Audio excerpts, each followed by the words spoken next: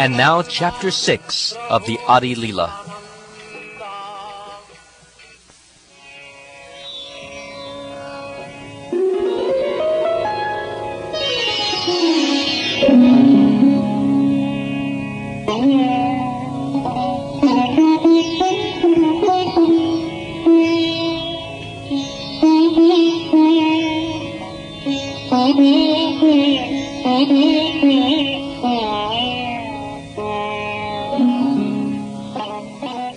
I offer my respectful obeisances to Sri Advaita Acarya, whose activities are all wonderful. By his mercy, even a foolish person can describe his characteristics. All glories to Lord Sri Caitanya Mahaprabhu. All glories to Lord Nityananda. All glories to Advaita Acarya. And all glories to all the devotees of Lord Sri Caitanya Mahaprabhu. In 5 verses, I have described the principle of Lord Nityananda. Then, in the following 2 verses, I describe the glories of Sri Advaita Acarya. Lord Advaita Acarya is the incarnation of Mahavishnu, whose main function is to create the cosmic world through the actions of Maya. Because he is non-different from Hari, the Supreme Lord, he is called Advaita. And because he propagates the cult of devotion, he is called Acharya. He is the Lord and the incarnation of the Lord's devotee. Therefore I take shelter of him. Sri Advaita Acarya is indeed directly the Supreme Personality of Godhead himself. His glory is beyond the conception of ordinary living beings. Mahavishnu performs all the functions for the creation of the universes. Sri Advaita Acarya is his direct incarnation. That Purush creates and maintains with his external energy. He creates innumerable universes in his pastimes. By his will, he manifests himself in unlimited forms, in which he enters each and every universe. Sri Advaita Acarya is a plenary part of that Purush, and so is not different from him. Indeed, Sri Advaita Acarya is not separate, but is another form of that Purush. He helps in the pastimes of the Purush, with whose material energy and by whose will he creates innumerable universes. Sri Advaita Acarya is all auspicious to the world, for he is a reservoir of all auspicious attributes. His characteristics, activities, and name are always auspicious.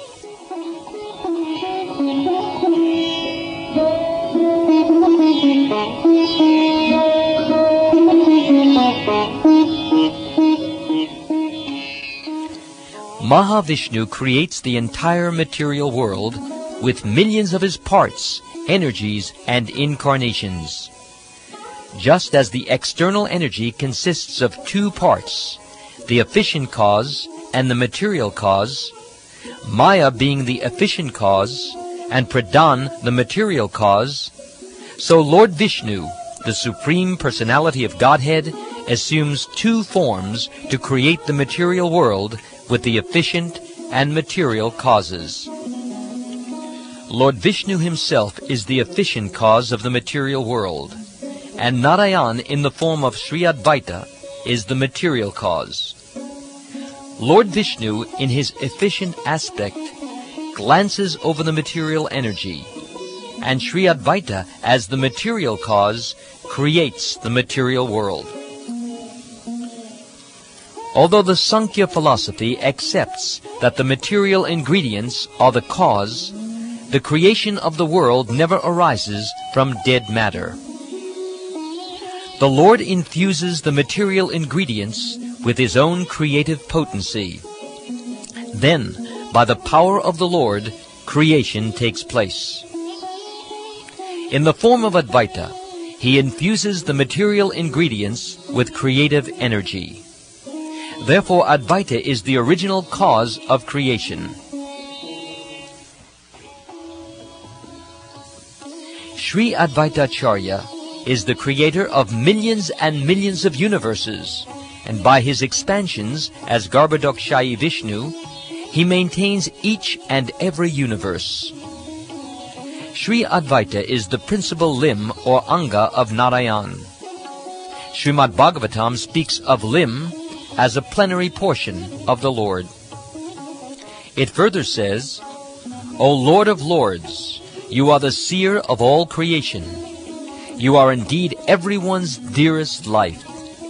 Are you not therefore my father Narayan? Narayan refers to one whose abode is in the water, born from Nara, Garbhodakshayi Vishnu, and that Narayan is your plenary portion.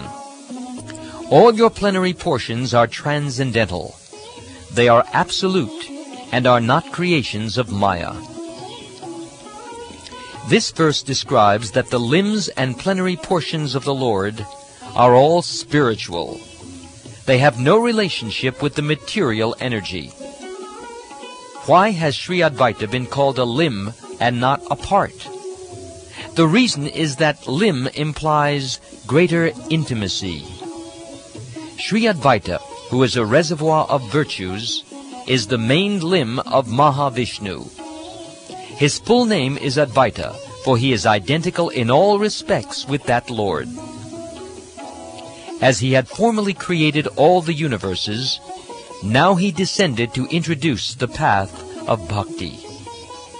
He delivered all living beings by offering the gift of Krishna Bhakti. He explained Bhagavad Gita and Srimad Bhagavatam in the light of devotional service. Since he has no other occupation than to teach devotional service, his name is Advaita Acarya. He is the spiritual master of all devotees, and is the most revered personality in the world. By a combination of these two names, his name is Advaita Acarya. Since he is a limb or part of the lotus-eyed Supreme Lord, he also bears the name Kamalaksha. His associates have the same bodily features as the Lord. They all have 4 arms and are dressed in yellow garments like Narayan. Sri Advaita Acarya is the principal limb of the Supreme Lord. His truths, names, and attributes are all wonderful. He worshipped Krishna with tulsi leaves and water of the Ganges, and called for him in a loud voice. Thus Lord Caitanya Mahaprabhu appeared on earth, accompanied by his personal associates. It is through him, Advaita Acarya, that Lord Caitanya spread the Sankirtan movement, and through him that he delivered the world. The glory and attributes of Advaita Acarya are unlimited. How can the insignificant living entities fathom them? Sri Advaita Acarya is a principal limb of Lord Caitanya. Another limb of the Lord is Nityananda Prabhu.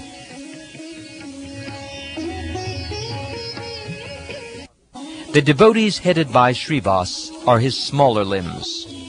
They are like his hands, his face, eyes, and his disc, and other weapons.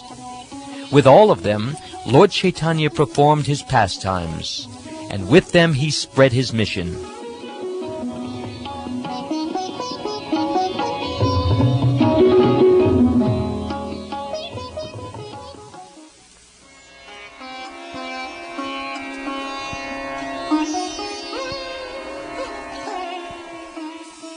Thinking he, Sri Advaita Acarya, is a disciple of Sri Madhavendra Puri, Lord Caitanya obeys him, respecting him as his spiritual master.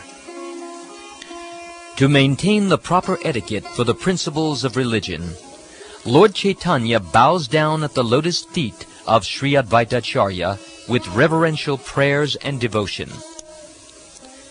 Sri Advaita Acarya, however, considers Lord Caitanya Mahaprabhu his master, and he thinks of himself as a servant of Lord Caitanya Mahaprabhu. He forgets himself in the joy of that conception and teaches all living entities, "You are servants of Sri Caitanya Mahaprabhu." The conception of servitude to Sri Krishna generates such an ocean of joy in the soul that even the joy of oneness with the Absolute, if multiplied 10 million times, could not compare to a drop of it. He says, "Nityananda and I are servants of Lord Chaitanya." Nowhere else is there such joy as that which is tasted in this emotion of servitude. The most beloved goddess of fortune resides on the chest of Sri Krishna. Yet she too, earnestly praying, begs for the joy of service at his feet. All the associates of Lord Krishna, such as Brahma, Shiva, Narad, Shuk, and Sanatan, are very much pleased in the sentiment of servitude. Sri Nityananda, the wandering mendicant, is the foremost of all the associates of Lord Chaitanya. He became mad in the ecstasy of service to Lord Chaitanya. Srivas, Haridas, Ramdas, Gadadhar, Murari, Mukunda, Chandrasekhara, and Vakreshwar are all glorious and are all learned scholars, but the sentiment of servitude to Lord Chaitanya makes them mad in ecstasy. Thus they dance, sing, and laugh like madmen, and they instruct everyone, "Just be loving servants of Lord Chaitanya." Sri Advaita Acarya thinks, "Lord Chaitanya considers me his spiritual master, yet I feel myself to be only his servant." Love for Krishna has this one unique effect.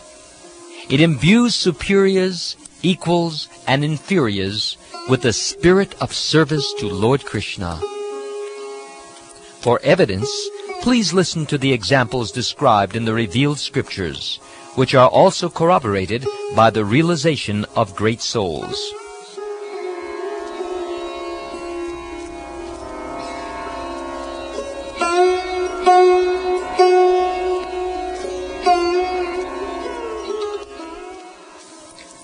Although no one is a more respected elder for Krishna than Nanda Maharaj in Braj, who in transcendental paternal love has no knowledge that his son is the Supreme Personality of Godhead, still ecstatic love makes him, not to speak of others, feel himself to be a servant of Lord Krishna. He too prays for attachment and devotion to the lotus feet of Krishna, as words from his own mouth give evidence. "My dear Uddhava, please hear me. In truth, Krishna is my son. But even if you think that he is God, I would still bear toward him my own feelings for my son. May my mind be attached to your Lord Krishna. May our minds be attached to the lotus feet of your Lord Krishna. May our tongues chant his holy names, and may our bodies lie prostrate before him.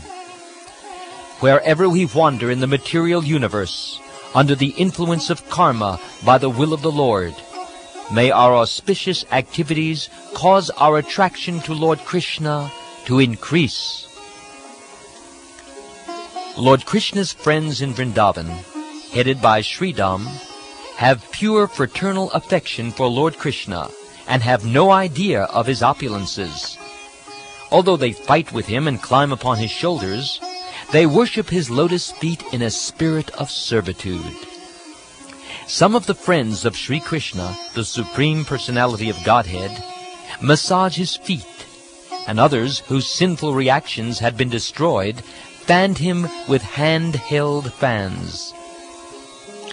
Even the beloved girlfriends of Lord Krishna in Vrindavan, the gopis, the dust of whose feet was desired by Sri Uddhava, and beyond whom no one is more dear to Krishna, regard themselves as Krishna's maidservants.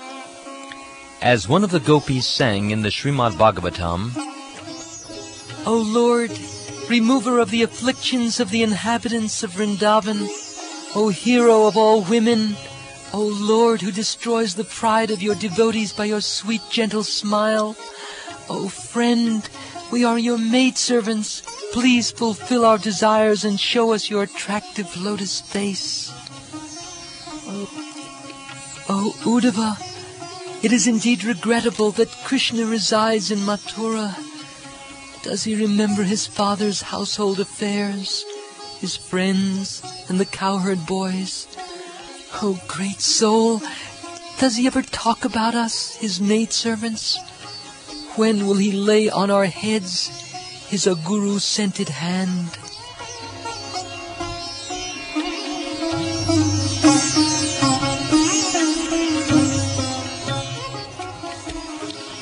Not to speak of the other gopis, even Sri Radhika, who in every respect is the most elevated of them all, and who has bound Sri Krishna forever by her loving attributes, serves his feet as his maidservant. She said, O my Lord, O my husband, O my dearly beloved, O mighty-armed Lord, where are you? Where are you? O my friend, reveal yourself to your maidservant, who is very much aggrieved by your absence. In Dwarkadam, all the queens, headed by Rukmini, also consider themselves maidservants of Lord Krishna. Rukmini said, When Jarasandha and other kings, bows and arrows upraised, stood ready to deliver me in charity to Shishupal, Krishna forcibly took me from their midst, as a lion takes its share of goats and sheep. The dust of his lotus feet is therefore the crown of inconquerable soldiers. Oh, may those lotus feet, which are the shelter of the goddess of fortune, be the object of my worship. And Queen Kalindi said, Knowing me to be performing austerities with a desire to touch his feet, he came with his friend Arjun and accepted my hand. Yet I am but a maidservant engaged in sweeping the floor of the house of Sri Krishna. Through austerity and through renunciation of all attachments, we have become maidservants in the home of the Supreme Personality of Godhead, who is satisfied in himself. Not to speak of others, even Lord Baladev, the Supreme Personality of Godhead, is full of emotions like pure friendship and paternal love. He also considers himself a servant of Lord Krishna. Indeed, who is there who does not have this conception of being a servant of Lord Krishna? He who is Shesh, Sankarshan, with his thousands of mouths, serves Sri Krishna by assuming 10 forms. Rudra, who is an expansion of Sadashiva and who appears in unlimited universes, is also a Gunavatar, or qualitative incarnation, and is the ornament of all the demigods in the endless universes. He also desires only to be a servant of Lord Krishna. Sri Sadashiva always says, I am a servant of Lord Krishna. Intoxicated by ecstatic love for Krishna, he becomes overwhelmed and incessantly dances without clothing and sings about Lord Krishna's qualities and pastimes. All the emotions, whether those of father, mother, teacher, or friend, are full of sentiments of servitude. That is the nature of love of Krishna.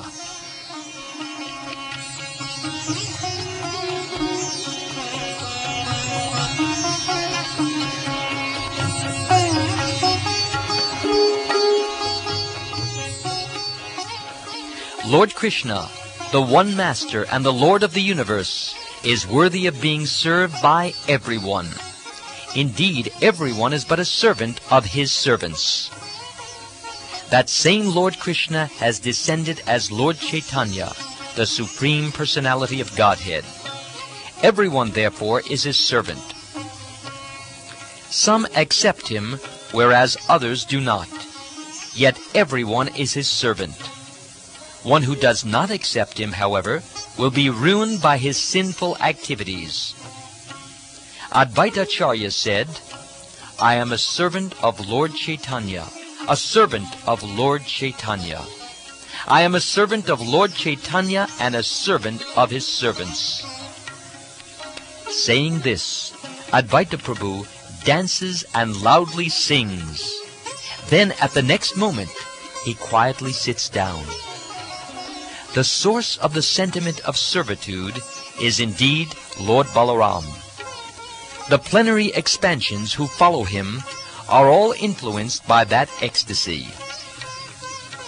Lord Sankarshan, who is one of his incarnations, always considers himself a devotee.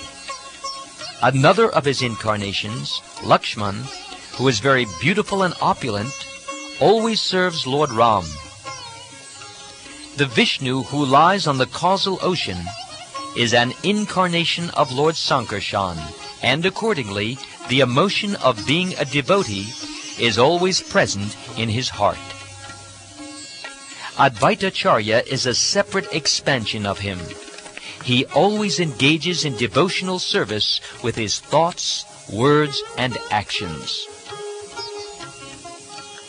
By his words he declares, "I am a servant of Lord Caitanya." Thus with his mind he always thinks, "I am his devotee." With his body he worshipped the Lord by offering Ganges water and tulsi leaves, and by preaching devotional service he delivered the entire universe. Shesha Sankarshan, who holds all the planets on his heads, expands himself in different bodies to render service to Lord Krishna. These are all incarnations of Lord Krishna, yet we always find that they act as devotees. The scriptures call them incarnations as devotees, or Bhakta Avatar. The position of being such an incarnation is above all others. Lord Krishna is the source of all incarnations, and all others are his parts and partial incarnations. We find that the whole and the part behave as superior and inferior. The source of all incarnations has the emotions of a superior when he considers himself the master, and he has the emotions of an inferior when he considers himself a devotee. The position of being a devotee is higher than that of equality with Lord Krishna, for the devotees are dearer to Lord Krishna than his own self. Lord Krishna considers his devotees greater than himself. In this connection, the scriptures provide an abundance of evidence. Lord Krishna says in the Srimad Bhagavatam, "O Uddhava, neither Brahma, nor Shankara, nor Sankarshan, nor Lakshmi, nor even my own self is as dear to me as you." The sweetness of Lord Krishna is not to be tasted by those who consider themselves equal to Krishna. It is to be tasted only through the sentiment of servitude. This conclusion of the revealed scriptures is also the realization of experienced devotees. Fools and rascals, however, cannot understand the opulences of devotional emotions.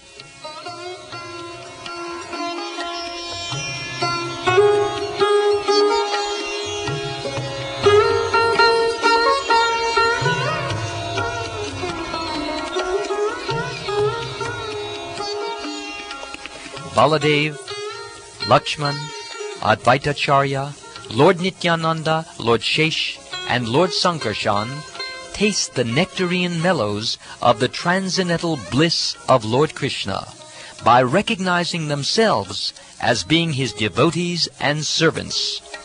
They are all mad with that happiness, and they know nothing else.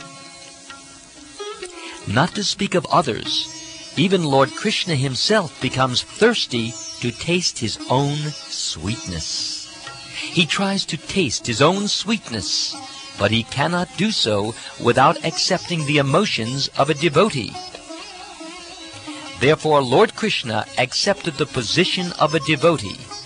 and descended in the form of Lord Caitanya, who is complete in every respect. He tastes his own sweetness through the various emotions of a devotee. I have formally explained this conclusion. All the incarnations are entitled to the emotions of devotees. There is no higher bliss than this. The original Bhaktavatar is Sankarshan. Sri Advaita is counted among such incarnations. The glories of Sri Advaita Acarya are boundless, for his sincere vibrations brought about Lord Chaitanya's descent upon this earth. He liberated the universe by preaching Sankirtan. Thus the people of the world received the treasure of love of Godhead through the mercy of Sri Advaita. Who can describe the unlimited glories of Advaita Acarya? I write here as much as I have known from great authorities. I offer my obeisances 10 million times to the lotus feet of Sri Advaita Acarya. Please do not take offense at this. Your glories are as fathomless as millions of oceans and seas. Speaking of its measure is a great offense indeed. All glories to Sri Advaita Acarya. All glories to Lord Chaitanya Mahaprabhu and the superior Lord Nityananda. Thus, in 2 verses, I have described the truth concerning Advaita Acarya. Now, O devotees, please hear about the 5 truths, the Panchatattva. Praying at the lotus feet of Sri Rupa and Sri Raghunath, always desiring their mercy, I, Krishnadas, narrate Sri Caitanya caritamrta, following in their footsteps.